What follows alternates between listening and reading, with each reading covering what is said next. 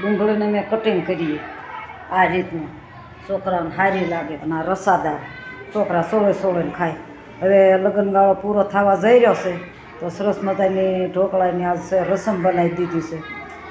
તો મારું એવું કહેવાનું થાય કે ભગવાનને કહું છું, આવજે કાના આવજે, આ ઢોકળા ટનાટન છે, મારી નિશાળમાં આવજે કાના, બાળકો ટનાટન છે, અડો દાર રમવું હોય તો બાળકો ટનાટન છે. તો કનૈયાને બે યાદ કરી અને સરસ. તો મને ઓલું એક ગીત યાદ આવે છે, કહું. ફૂલ ગજરો રે મારો ફૂલ ગજરો, પૂછી દે માલણીયા મારો ફૂલ ગજરો. એમાં મારી દાળ ઢોકળીનું કહી દઉં. દાળ ઢોકળી રે મારી દાળ ઢોકળી, બની ગઈ હંસામાની દાળ ઢોકળી. દાળ ઢોકળી રે મારી દાળ ઢોકળી, બની ગઈ હંસામાની દાળ ઢોકળી. તો દાળ ઢોકળી બની ગઈ છે ને ખુશાલી કે એવું કહેવાનું કે સરસ મજાની રૂટી ગાઈ દીધી. એટલે બાળકો એમ થાય જોવે કે હંસામાં તમારી વિડીયો મને બહુ ગમે છે. જો અત્યારે બસ આટલું દાળ ઢોકળી બની ગઈ. પણ વાતમાં એમ છે બે બેનું જોઈએ, ફોન કોઈ પકડી રાખે એમ ન હોય. તો આ દીકરી કે હું પકડી રાખું, ઉતારી દો.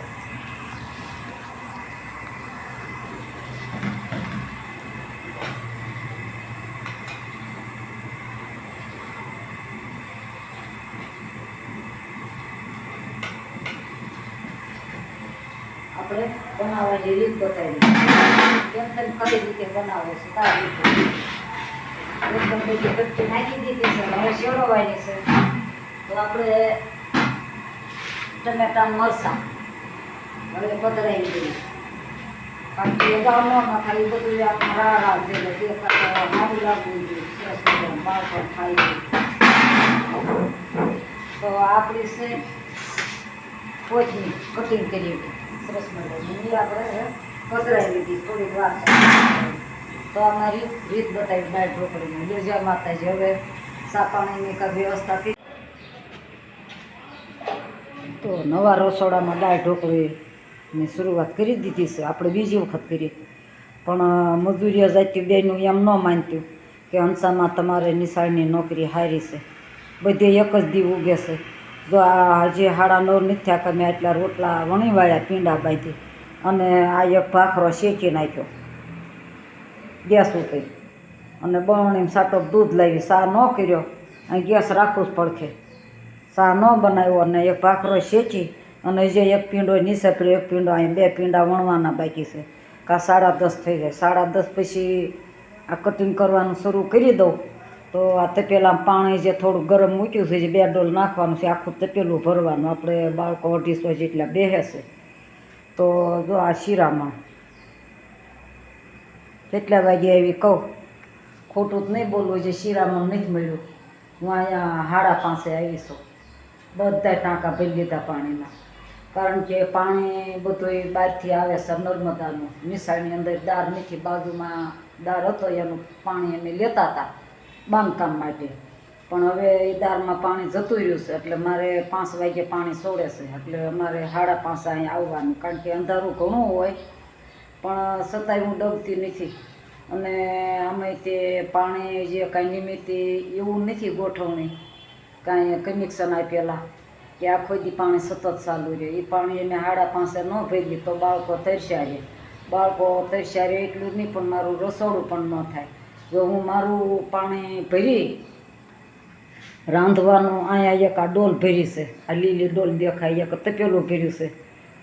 પાણી મારું ભરીને મોટર બંધ કરી દઉં અને છોકરા જેવા નળે જાય 9:30ની રિસીપમાં, એટલે નળમાં પાણી ન આવતું હોય.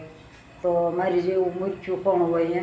અને અમે પાણીના માણા પરબ બંધાવે છે. તો મેં મારી નિશાળની અંદર એક મારું ક્યાંય સાદ નથી લગાવ્યું પાણીના પૈસાને. મારી 8 વાગે નોકરી હોય, પણ હું 5:30 આવી જાઉં છું. આટલું પાણીમાં સેવા આપું છું. તો મારી સેવાનો અનુભવ કરી અને લાઇક શેર સબસ્ક્રાઈબ કરવાનું તમે ભૂલતા નહીં. ભૂલ્યા હોમ તો હવે ભૂલ્યા વગર કરી દેજો. આ મારી સેવા, આ મારી કમાણી.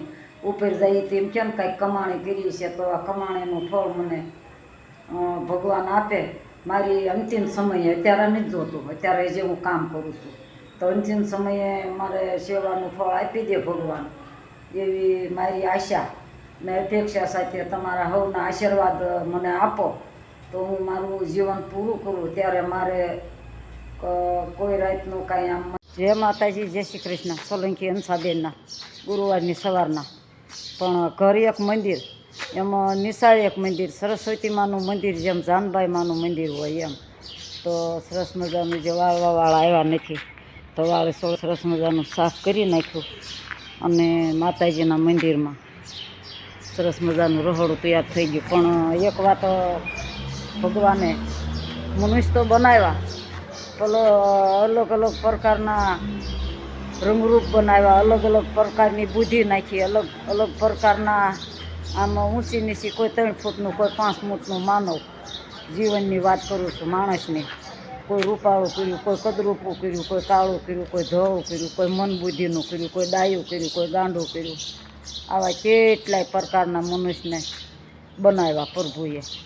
પણ પાછું એમાંય બુદ્ધિ વાપરે માણસ, મગજ સારો સરસ મજાનો મગજ આપ્યો.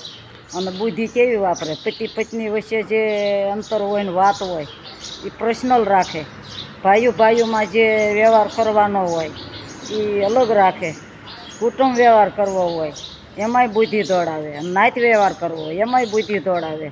અને પછી શું છે કે આપણે કાઠિયાવાડી ગણાવીએ ટૂંકમાં. કાઠિયાવાડી એટલે હાવ ગુજરાતી, ફૂલ પંસાળ. અને એમાંય મારું પીર પંસાળમાં, નાની કુંડળ, એટલે હાવ ફૂલ પંસાળ, એમાં કાંઈ ઘટે નહીં. હાવ ગામડાના જૂની રૂઢીના માણસ. સીતારામ કહી તો સામું જોવે કે એને શું કીધું એમ. પણ આની અંદર બુદ્ધિ ને મગજ જે ભગવાને ફિટ કર્યા છે, કોઈને જાજી બુદ્ધિ આપી, કોઈને થોડી આપી, ને અને કેટલુંય ભગવાને આ જીવનની અંદર આપ્યું છે. કોઈ નિસંતાન આપ્યા, કોઈને જાજા સંતાન આપ્યા, કોઈને દીકરીઓ આપી, કોઈને દીકરા આપ્યા, કોઈને સગા સંબંધી સારા હોય, કોઈને ગામગરા સારો હોય, કોઈને હાવ ગરીબાઈ હોય, 2 ટકનું ખાવાનું પણ ન મળે. પણ ભગવાને જે મનુષ્ય ઘડ્યા છે, કાળા માથાના માનવી, એની અંદર કેટલું ભગવાને આ મગજમાં ભરી દીધું છે કે કેવો વ્યવહાર કરવો હોય, કેવું જીવવું હોય, કેવી તીર્થયાત્રા કરવી, આવું બધું લખી દીધું હોય કુદરતે. તો વાંધો નહીં, હાલો આપણે બીજા બ્લોકમાં મળીશું. પણ તમે એક મારી હારે ગદ્દારી કરો છો, લાઈક કરવાનું હાવ ભૂલી ગયા છો, તો આવું ન કરો. લાઈક કરવા માંડજો મારા વાલીડાઓ. તો અત્યારે આટલું, ફરી મળીશું કોઈ નવા બ્લોક સાથે. હાલ તો દાળ ઢોકળીનો પાછો વારો છે, તો દાળ ઢોકળીમાં મળીશું પણ નવા રસોડામાં.